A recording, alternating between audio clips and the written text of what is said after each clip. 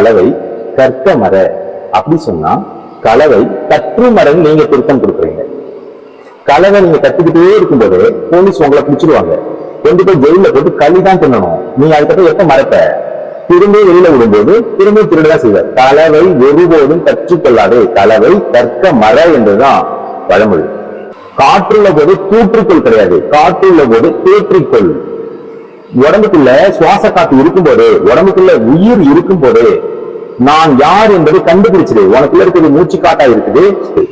உடம்பினை முன்னம் இழுக்கென்று விழுந்தேன், உடம்பினுக்குள்ளே ஒரு பொருள் கண்டேன், உடம்பிலே உத்தமன் கோயில் கொண்டான் என்று உடம்பினை யான் இருந்து ஓம்புகின்றன என்று திருமூல சித்தர்கள் பாடுறாங்க. அப்போ இந்த உடம்பு எந்த அளவுக்கு மகத்துவமானது என்பதை காற்றுள்ள போதே ஏற்றிக் கொள்ளுங்க, உண்மையை உணர்ந்துடுங்க. நானே நீ, நீயே நான், நானும் நீ, நீ இல்லை, நானே நான். அந்த பரம்பொருளே நமக்குள்ளே